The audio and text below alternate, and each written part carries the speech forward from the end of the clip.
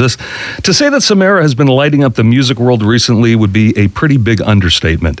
During the last few years, Samara has released 3 albums, her most recent being Portrait. She has won 5 Grammys, yes, 5. She has close to 700,000 followers on TikTok and has toured the world over, including a recent gig at Carnegie Hall. She's performing at Massey Hall tonight in support of her new album, Portrait, and it's a pleasure to welcome Samara to Jazz FM 91. Hi. Hey. Great to see you. Welcome. Likewise. Great to see you too. I wanted to ask you that it seems like you've been in the eye of the hurricane, right, in the last little while. Do you get a chance or have had a chance to step back and sort of take in a little bit what's going on, or is it just a moving freight train right now? It's been moving pretty steadily for the past 4 years. I get little pockets of maybe reflection and a mini vacation away from the road. And I think steady moving, I feel like it's just helped me to adapt to it even more so. So, yeah, I'm good. When you take those moments, it must be pretty cool to see how things have developed over these last few years.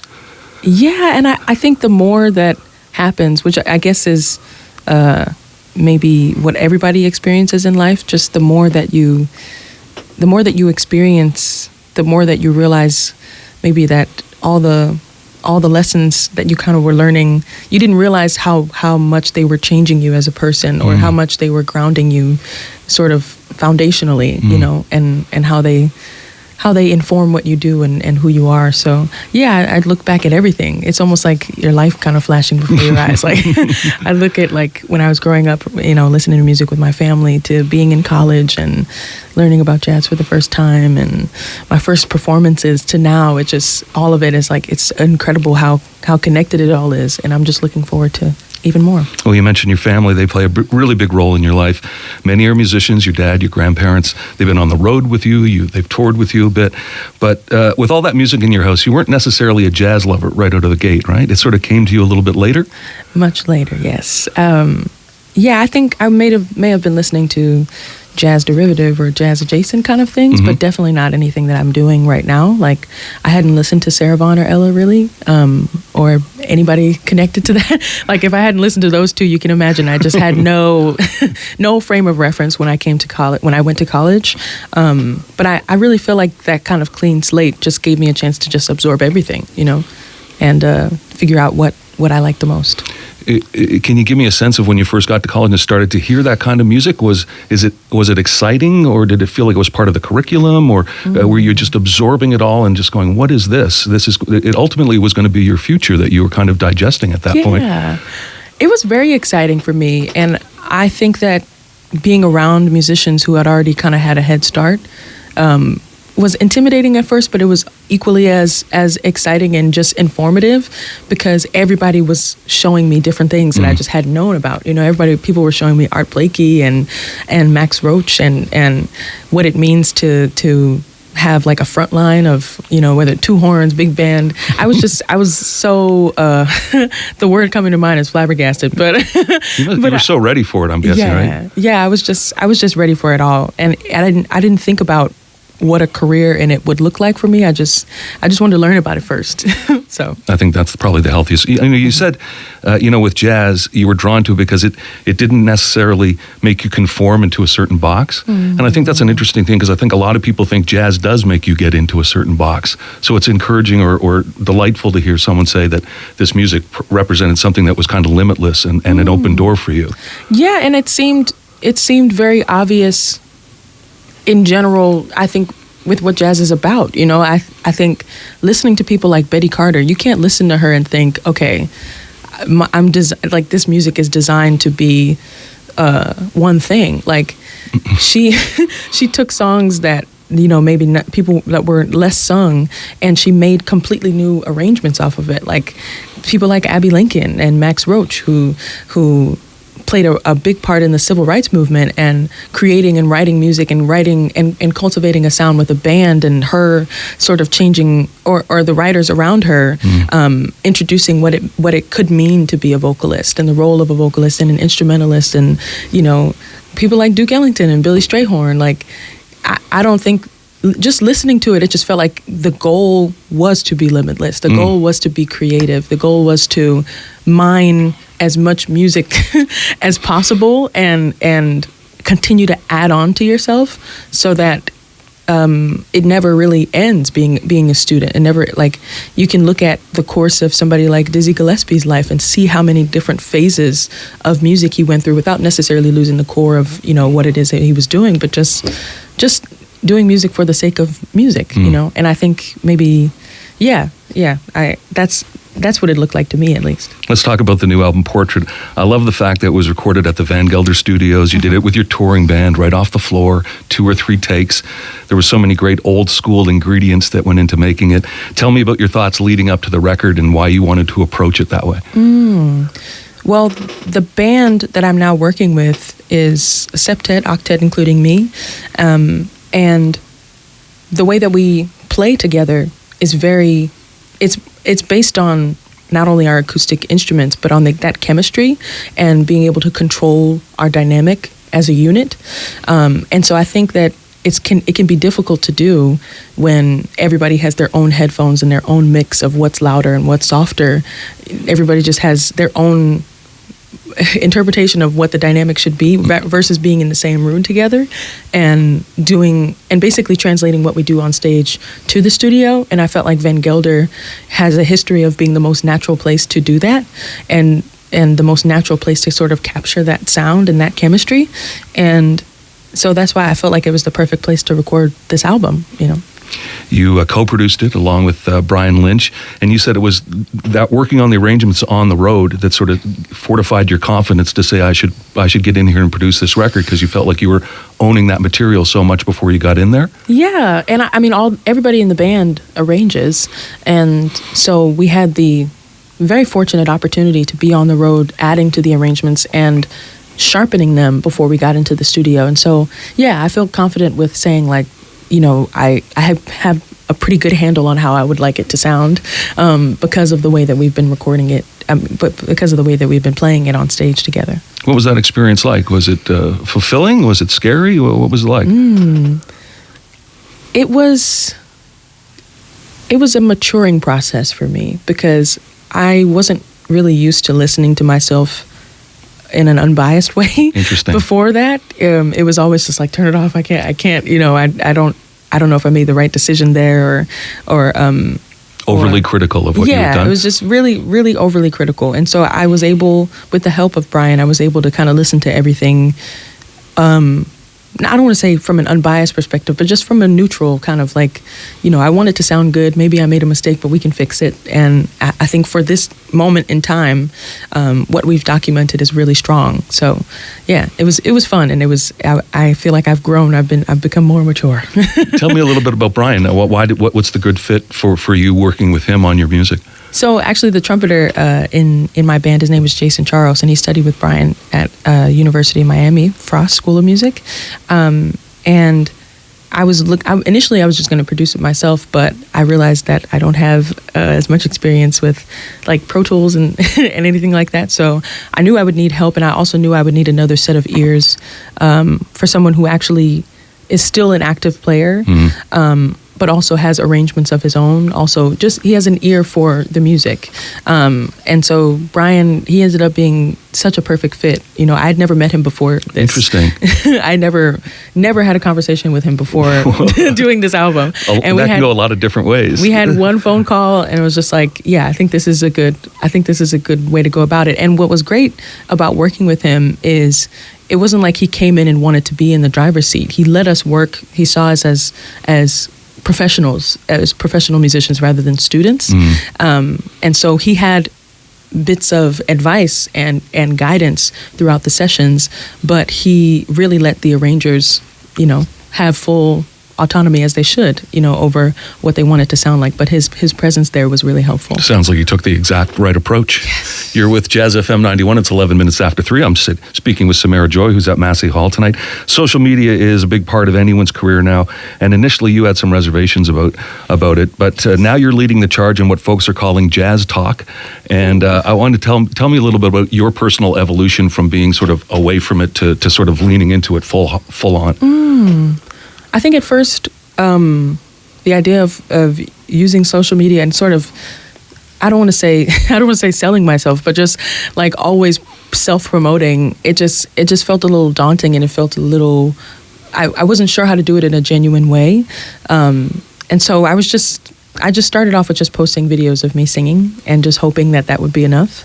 And thankfully it was, because I can't dance and I can't act or do any of the other trends, but I can post a singing video and just choose a song that I like. And over time of doing that consistently, but lots of people connected with it. So now I feel, once again, a little bit more mature in saying that, social media is a wonderful tool to be able to connect new audiences and draw new attention to what I do, in hopes that something will stick. To see the response to what you do, does it give you the same sort of buzz of playing live? It's not just a tool of promotion, it's something that's sort of feeding you because people are responding in such a positive way? It is. Oh, wow. That's a great way of I don't think I ever consciously looked at it like that. But yeah, it's amazing I think just my whole journey thus far, to see how embraced and how like warm, I just feel like I've just gotten a big hug from the world, I'll be honest, on social media and great. live in person. Like it's a kind of support that outside of my family, I don't think I've ever really known, from strangers and from people who are just like, I immediately am drawn to this for some reason. I'm connecting with it. And I think that's a testament to say that, like, it doesn't have to be, distant. Jazz doesn't have to be seen as distant or something that you need to know a whole lot about before getting into it. If it speaks to you, if you're drawn to it, if you like the sound, come on in. Hear, hear.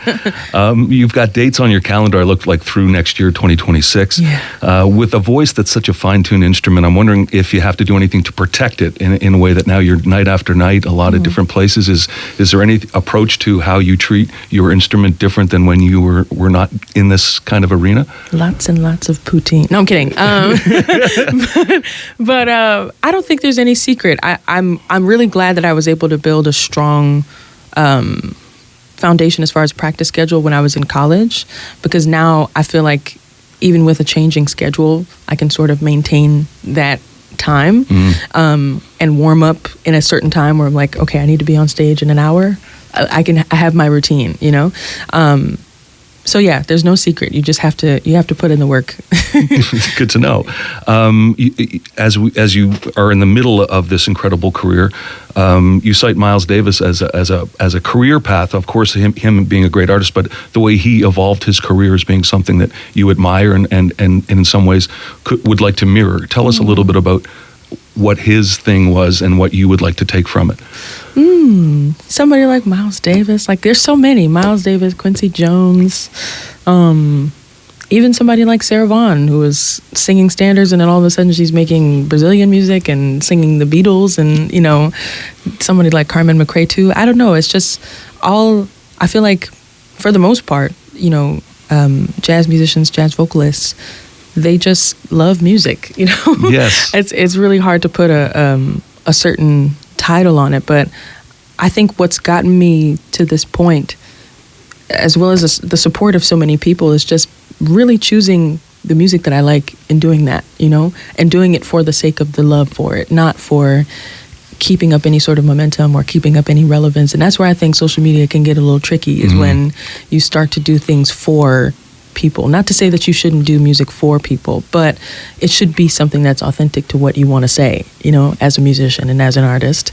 And so I find that keeping the focus on that is helping me to realize this is a long journey, and there are going to be many phases that I go through. Maybe I want to sing with an orchestra, or maybe I want to do, Brazilian songs or sing in another language, and there's room for that. There's space for that. But it's just looking at people and artists like that is just a reminder to take your time, because the life of an artist is well lived and it's full.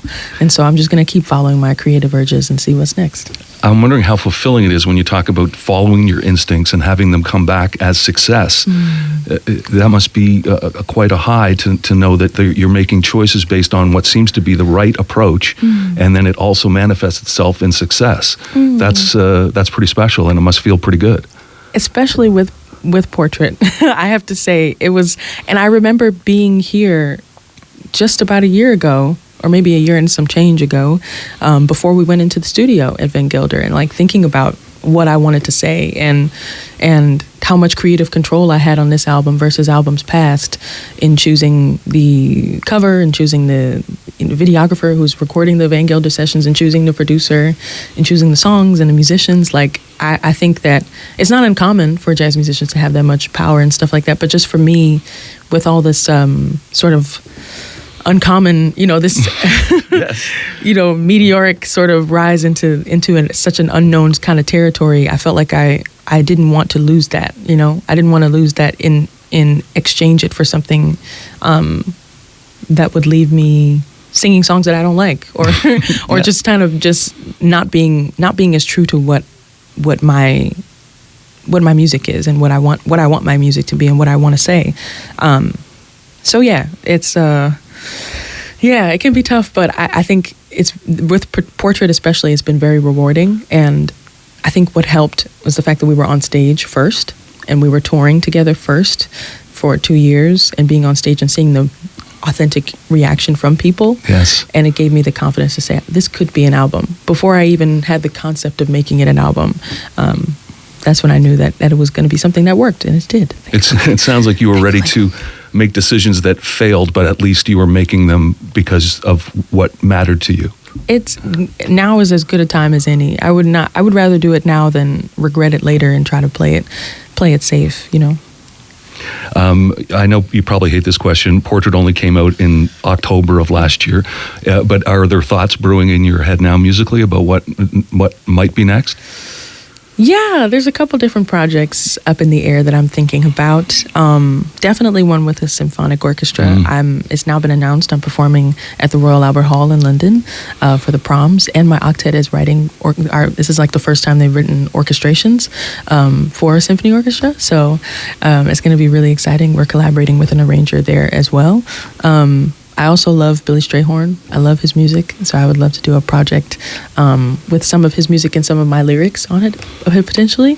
So yeah, I have a couple of ideas. It sounds like your relationship with your band is very collaborative. Oh yeah, and that's the way I wanted it to be, because it was the same way in college. I was looking at my peers, like I said before, listening to records that they suggested, and from my professors, listening to singers that I had never heard before. And so now I feel like having a band with 7 different backgrounds, 7 different musical perspectives, and core arrangers who, they come from classical backgrounds, they come from, studying Afro-Cuban music and all of these different things. And I just, having all of those influences, it helped me grow, and it helped my voice grow. Being challenged to improvise in a way that I hadn't before, being in a smaller setting. So I love this collaborative approach. Samara, what can folks expect at Massey Hall tonight when they come see you play? Oh, tonight, I love a show that is completely connected from beginning to end. So I think you can expect a show about love, about your dreams coming true, songs that you can relate to, and we're going to have a lot of fun, maybe even dance a little bit. Sounds fantastic. I'm so glad you took some time to come visit us first. Continued success, and thanks so much for your time. Have a great summer. My pleasure. Thank you, Brian. Samara Joy here on Jazz FM 91.